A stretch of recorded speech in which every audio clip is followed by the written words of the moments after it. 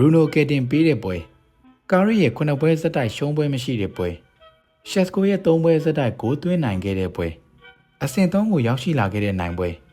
ပြောရမယ်ဆိုရင် Crystal Palace ကိုနိုင်လိုက်တာက United တို့အများကြီးအကျိုးရှိစေခဲ့ပါတယ်ဒီပွဲမှာ United ရဲ့ပထမပိုင်းခြေစွမ်းကလုံးဝကိုအားရစရာမရှိခဲ့တာပါဒါပေမဲ့အရေးကြီးလာရင်အသင်းအတွက်အမြဲတမ်းရုန်းကန်ပေးနေတဲ့ Bruno ကပဲဒီပွဲကိုအလဲပြောင်းဖြစ်စေခဲ့ပါတယ်ဒီနိုင်ပွဲက Bruno ရယူပေးတဲ့ပွဲလိုပဲခေါင်းစဉ်တက်ချင်ပါတယ်ဒီနေ့ဗီဒီယိုမှာတော့ United တို့အဆင့်3ကိုရောက်လာပြီး Champions League ဝင်ခွင့်အတွက်ရှေ့ကိုခြေတလန်းတိုးလာနိုင်တဲ့အကြောင်းကိုအသေးစိတ်ပြောပြပေးပါမယ်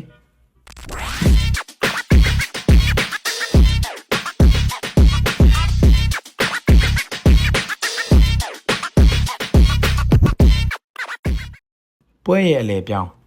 ဒီပွဲမှာအလဲပြောင်းဖြစ်ခဲ့တဲ့အခိုက်အတန့်2ခုရှိပါတယ်ပထမတစ်ခုကတော့ပွဲစပိုင်းမှာ United တို့ခြေပါဂိုးပေးလိုက်ရတာပါဒီဂိုးမှာယူရိုကိုအပြစ်ပြောလို့ရတယ်ဆိုပေမဲ့ပဲလေးနောက်ခံလူရဲ့ပါနှက်တဲ့ခေါင်းတိုက်ပုံကြောင့် United တို့အငိုင်းမိပြီးဥဆောင်ကိုပေးလိုက်ရပါတယ်ဒါက United တို့ပို့ပြီးတော့ခက်ခဲသွားစေခဲ့ပါတယ်ဒါပေမဲ့ဒုတိယပိုင်းမှာပဲလေးနောက်ခံလူအနီကတ်နဲ့ထုတ်ခံလိုက်ရတာက United အတွက်အပြောင်းလဲဖြစ်ခဲ့ပါတယ်ကိုညာဆွဲယူလာတဲ့ဘောလုံးကိုပဲလေးနောက်ခံလူက penalty area ထဲမှာဆွဲလဲခဲ့တယ်လို့ဖြစ်ခဲ့ပါတယ်။ VAR ပြန်ကြည့်တဲ့အခါမှာလည်းအနီကတ်နဲ့ penalty ရရှိခဲ့ပါတယ်။ဒါကို Bruno က penalty ကနေခြေပါကိုသွင်းယူခဲ့ပြီးတော့ပွဲကိုအလဲပြောင်းဖြစ်စေခဲ့ပါတယ်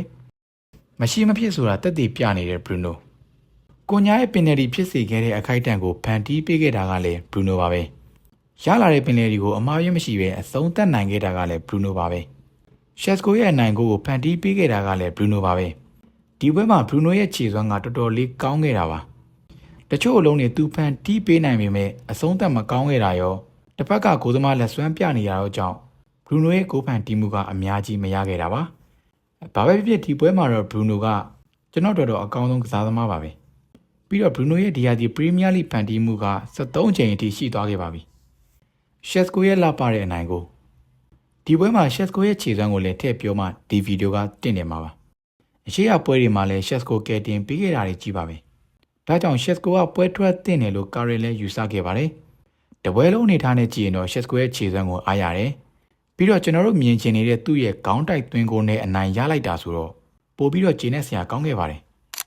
Shesko ကအများကြီးတိုးတက်လာအောင်မဲ့ကစားသမားပါ Shesko နဲ့ပတ်သက်ပြီးတော့ချီးကျူးဖို့စောသေးပေမဲ့ဒီလိုလေးသာဆက်ထိန်းထားနိုင်ရင်ပိုကောင်းမှာပါဘာဖြစ်ဖြစ် Shesko ကဒီယာဒီမှာ United အတွက်9ဂိုးအထိသွင်းယူပေးထားခဲ့ပါပြီ။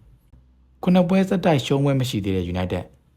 စံချိန်တွေဆိုတာတစ်ချိန်ကျရင်ချိုးပြက်ခံရမှာပါ။ United အတွက်အခုလိုရှုံးပွဲမရှိသေးဘူးဆိုတာကအရန်ကောင်းတဲ့မှတ်တမ်းပါ။ကာရစ်ကလည်းမရှုံးမှုတဲ့နီးပြတော့မဟုတ်ပါဘူး။ဒါပေမဲ့တပတ်တစ်ပွဲကစားပြီးတပွဲချင်းစီချင်းကပ်နေတာကကာရစ်အတွက်အမှတ်ပြည့်တွေကြီးဖြစ်နေခဲ့ပါတယ်။ပြီးတော့ဒီလိုအနိုင်ရခဲ့တာကအခုဆိုရင်အဆင့်3ကိုရောက်လာခဲ့ပါပြီ။ဒါကချန်ပီယံလိဝင်ခွင့်အတွက်အကောင်းဆုံးအနေထားပါပဲဒီအတွက်ကာရစ်ကိုတော့အပြေးအဝချီကျူးရမှာပါညီကုန်းကျိုးရရင်တော့ဒီနိုင်ပွဲက United ကိုအများကြီးပိုကောင်းသွားစေခဲ့ပါတယ်ချန်ပီယံလိဝင်ခွင့်အတွက်လီဗာပူးကို3မှတ် Chelsea ကို6မှတ်ထိဖြတ်ထားနိုင်ခဲ့ပါပြီပရိသတ်တွေအနေနဲ့ရောပဲလီကိုအနိုင်ရခဲ့တဲ့ပေါ်ကျင်းနေရလား Bruno ရဲ့ခြေစွမ်းပေါ်ဘယ်လိုမြင်လဲနောက်ပွဲတွေမှာရော Shesko ကိုပွဲထွက်စေချင်လားဆိုတာအောက်က comment မှာဝင်ရောက်ဆွေးနွေးပေးကြပါဦးအခုလိုမျိုးဘောလုံးလောကအကြောင်းအရာတွေကိုသိချင်တော့ကျွန်တော်တို့ရဲ့ Beyond the Pitch YouTube Channel ကို Subscribe လုပ်ခဲ့ဖို့တောင်းဆိုချင်ပါတယ်အားလုံးကိုကျေးဇူးတင်ပါတယ်